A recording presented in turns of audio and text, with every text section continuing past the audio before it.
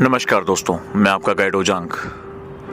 प्रश्न आया कि सर मैं 12th में फेल रहा हूँ या मेरी परसेंटेज बहुत कम रही है, 40%, 45%, क्या मैं यूपीएससी का एग्ज़ाम दे सकता हूँ? दोस्तों, मैं आपको ये बताना चाहता हूँ कि भारतीय प्रशासनिक सेवा, और या जिसे हम लोग सामान्य भाषा में सिविल सेवा भी कहते हैं, वो बेसिकली आपके प्रशासनिक अभियोग्यता का एग्ज़ाम है।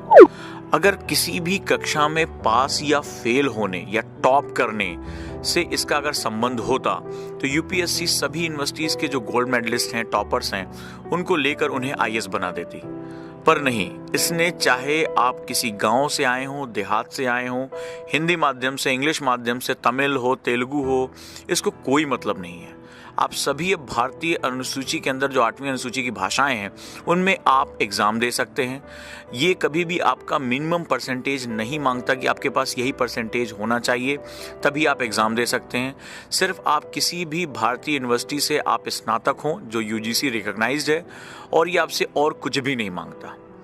ये अगर कोई चीज़ मांगता है तो ये है कि आपके अंदर प्रशासनिक अभियोग्यता है या नहीं। अब मैं बात करता हूँ कि प्रशासनिक अभियोग्यता क्या होती है।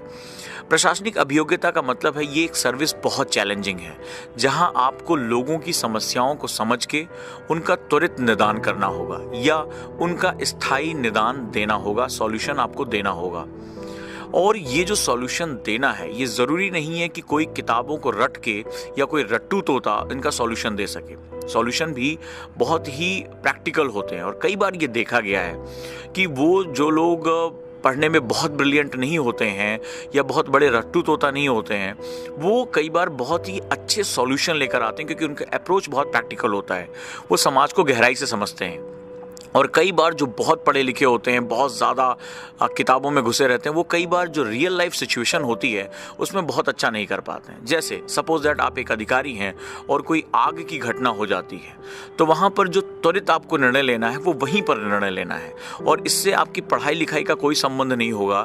इसमें आपकी रियल सिचुएशन को समझने, उसको सॉल्व करने, आपके अंदर संवेदना होने, इन चीज़ों का मतलब लिया जाता है। आपके अंदर आईक्यू कितना है, आपके अंदर ईक्यू यानी इमोशनल क्वेश्चन कितना है, इन सब चीज़ों को एक प्रशासनिक अधिकारी के अंतर्गत लिया जाता है। यानी वो परेशानियों को, समस्याओं को कितनी गहराई से जज कर सकता है और अपने माध्यम से वो कितने अच्छे सॉल्यूशन दे सकता है, ये सबसे ज़रूरी है। यही कारण है कि यूपीएससी को एक प्रॉब्लम सॉल्वर चाहिए, एक बहुत मोटा चश्मा लगाए एक रट्टू व्यक्ति नहीं चाहिए।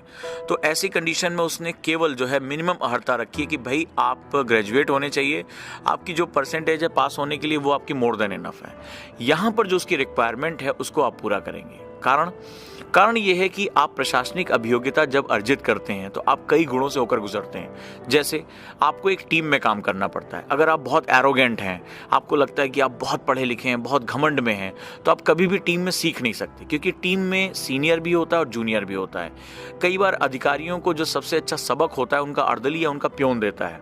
वो जो चपरासी 20 साल से उस ऑफिस में था, उस ऑफिस के बारे में बड़ी गहरी जानकारी रखता है, जो कि शायद आप अभी नए नए ऑफिस ज्वाइन करने गए हो, आपको शायद नहीं पता होगा, और वो आपको गाइड करता है कि इसमें एक्सीलेंस कैसे लेकर आनी है। वहीं जो आपका सीनियर अधिकारी होता है वो चुनौतीपूर्ण मुद्दों पे आपको कैसे काम करना है, कैसे बचना है, क्या गलतियां नहीं होनी चाहिए, उसको हमेशा आपको ट्रेन करता रहता है। लेकिन आपको जूनियर अधिकारियों के प्रति एक सम्मान का भाव और अपने सीनियर्स के प्रति एक आदर का भाव हमेशा होना चाहिए।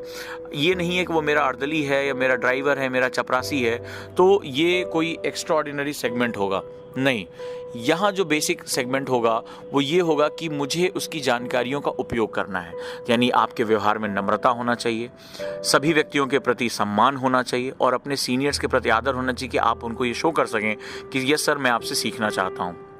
दूसरा, जो प्रशासनिक अभियोग्यता का व्यक्ति होता है उसके अंदर लीडरशिप क्वालिटी होनी चाहिए। यानी जब आपकी पूरी टीम आपके ऊपर अर्जित है, पूरी डिपेंडेंट है, मान लीजिए आप एसपी हैं और आपके पीछे एसएचओ, दरोगा सब लोग हैं, और कोई बहुत ही विहंगम जो है वो एक कंडीशन आ गई, मुश्किल कंडीशन आ गई, अगर आप निर्णय नहीं ले पाएंगे, गलतियां करेंगे, वो आपके एक आदेश का इंतजार कर रहे हैं कि गोली चलाएं ना चलाएं, बहुत मुश्किल समय है, थोड़ी सी भी गलती हो सकती है कि आपके कई सिपाहियों की जान चली जाए या आपकी पूरी टीम मुश्किल में आ जाए, तो वो हमेशा आपके निर्णय की उम्मीद करते हैं। उन्हें पता है कि निर्णय चाहे जो भी होगा, मेरा लीडर इसकी जिम्मेदारी लेगा और हमें इस मुश्किल परिस्थितियों से निकाल के लेकर जाएगा।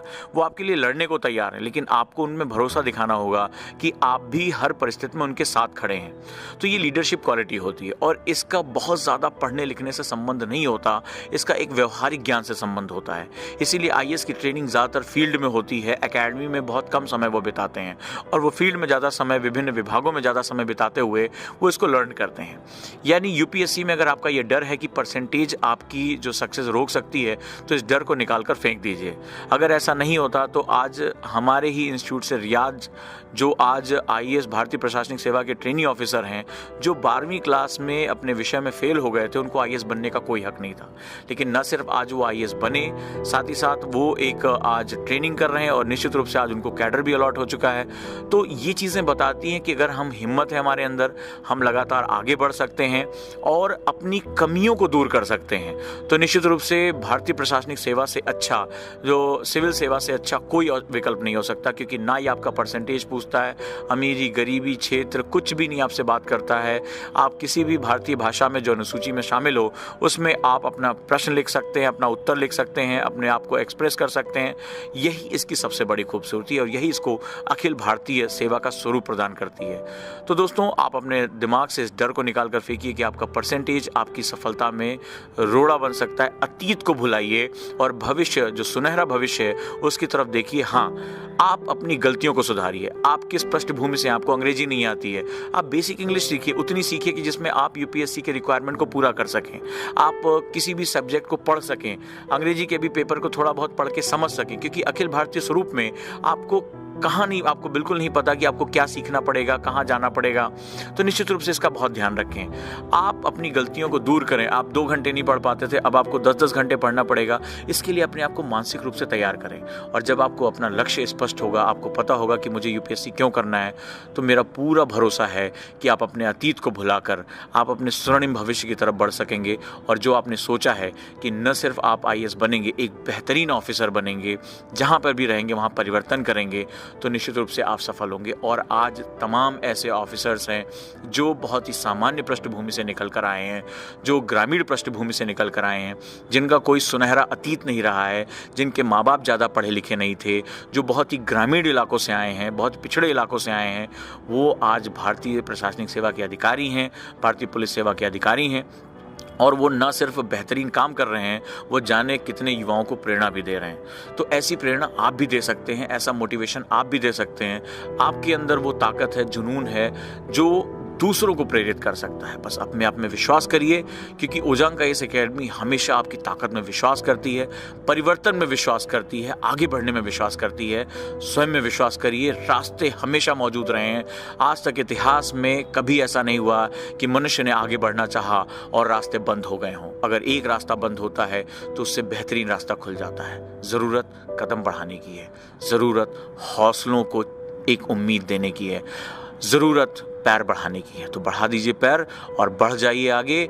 जो भी चुनौतियां आएंगी उनका मिलजुल कर सामना करेंगे और जीत हासिल करके रहेंगे, ये मेरा विश्वास है। जुड़े रहिए। वीडियो कैसा लगा ज़रूर बताएं, चैनल को सब्सक्राइब करें और सबसे महत्वपूर्ण है, उन दोस्तों तक शेयर करें जो निगेटिविटी में घिरे हैं, जो अपने समाज के उन लोगों से घिरे हैं जो उसकी ताकत को चूस रहे हैं। उन तक ये वीडियो पहुँचाइए, क्योंकि ये वीडियो, ये आवाज़, ये जो सपने हैं, ये उनको वापस उनके सुनहरे भविष्य की तरफ लेकर जाएंगे। और यही हमारा मकसद है। हर इंसान में एक हीरो होता है और जो ये वीडियो सुन रहा है वो भी एक हीरो है। और हीरो का काम होता है असली चीज़ों को, ताकत की चीज़ों को हर जगह तक पहुंचाना और अपने आप को और दूसरों को मोटिवेट करके रखना।